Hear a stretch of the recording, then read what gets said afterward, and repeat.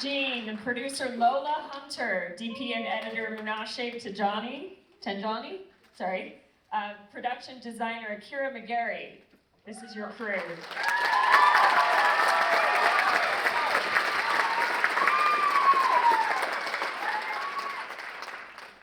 What you made. Look what you made. How beautiful.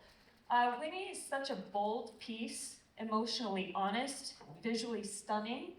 Before we dive in, can each of you share one word that captured what this film means to you now that it's out in the world?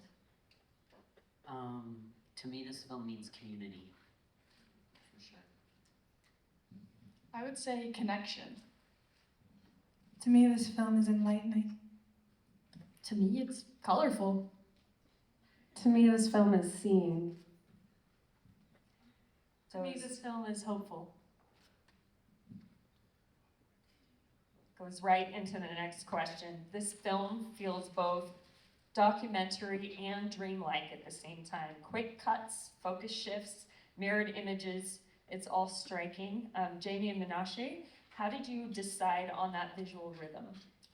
So I kind of had the visual rhythm already in my head, and then it kind of came down to how to communicate that. It really was, we spent a lot of time this year learning how we communicate with each other and where our ideas stand amongst one another and how to really put that together. Yeah, Jamie had this vision of a hybrid story between Whinnie's story and the story of each of our subjects. And knowing that I was going to be the editor from the beginning, as we were shooting the interviews, they unfolded and they kind of informed the fiction, which we thought it would be the other way around. And then in the edit, the color, even the effects on all of them, they mirror each other, and then they have certain lines just to weave the through line between the two of them, a personal experience and a broader experience. And the next question's also for you, Menashe. You made even small details, like putting on shoes or brushing teeth, feel cinematic. What were you trying to communicate through that intimacy? I chose the word enlightening for this because in hearing our subject stories, I realized that aspects of their autistic experience are things I could relate with. And it's those moments when you're by yourself that you are the most yourself. And Corwin, when he's alone, he's still calculated. He's still thinking everything through. He's practicing for the day. He's making sure there's no lint on his socks because that's the amount of preparation it takes to just go outside and get flowers. And so I really wanted to zero in on these small moments because they're big for him. This project must have required incredible trust from your subjects. How did you create a space where your subjects could be fully themselves, especially when talking about things like masking or anxiety? So one thing we were prioritizing when we were creating this film was ensuring that our participants had a space that they were comfortable in, whether that was a park, a room, a creative space, or whatever that may have been.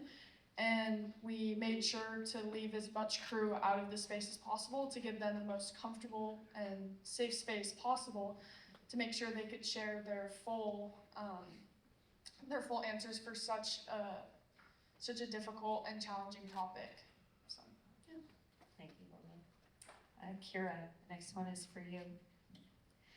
Even though much of the environment is natural in this documentary, the spaces still feel symbolic. Mirrors, flowers, the costume, the dresser with all the clutter on it, including the bow tie. How did you choose what to include or emphasize to tell that story? Well, most of it was my actual house, and it was my room that we shot in. So there was a plus to that, but a lot of it was, we had spoken about different details that we wanted. I mean, to the colors that she's using on the color palette is Whinnie's colors. And the different ones that are even like the stuffed animal is Whinnie. And so we went through different things and just different details to incorporate these kind of layered, nuanced ideas of different emotions. And especially like how scattered his room is just kind of how scattered his mind is, to where he's changing the light from, light to dark is kind of how it flows throughout the entire film. And just then it goes back to where it's perfect. And that's kind of where we land, is where it's just perfect for him. So just different mix of different stuff. there's a remarkable amount of technique involved to bring this film to life.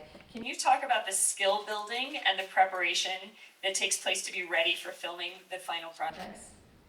Yeah, so Katie and I are going to share this question because she also was the peer mentor and helped a ton with the skill building.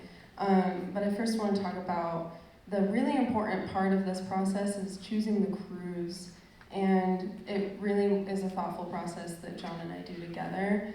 But really thinking about when this film was selected, it is this hybrid film, so it is going to be harder in that way. And it's like, what team can we put together who's really going to, execute these different parts? And it was very obvious with each of these crew members that they would be really good in these roles. And that was really vital to it. And then, Katie, do you want to talk about the skill building? Yes, so then they did so much on set too. They became the perfect crew and then got to learn how to light a participant, how to talk to a participant, how to mic up a participant. And you guys got some really beautiful interviews out of that. And same with the fiction side, learning how to film outside and location changes and everything like that. And I think it came out beautiful and they all did amazing work. Thank you for sharing that. The last question is, was it important for you to close on acceptance rather than on the struggle? Yes.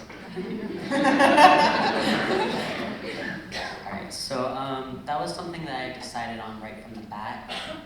When I pitched this film, the first idea that I had was the ending.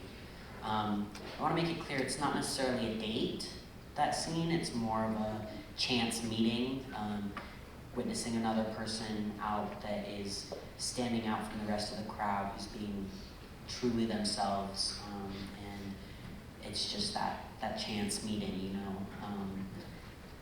and it was really important for it to end on acceptance because that's where we need to go in life, is towards acceptance, and there's really just, otherwise we're moving backwards, we can't do that, so. Absolutely, I concur with that. And then there's a lot of layers in the film. They talk about their struggles. They talk about the through line that we didn't expect all of them to have about wanting to disappear in the world and wanting to go outside and not be seen. And I think that's a societal issue, that we've created a world where certain people don't feel welcome in their full self. And them expressing that was important, and them knowing that it's not the end of Corwin's journey, this is the beginning of him being comfortable out in the world, and it's the beginning of us learning how to open ourselves and accept those people who feel that they can't when there's no reason.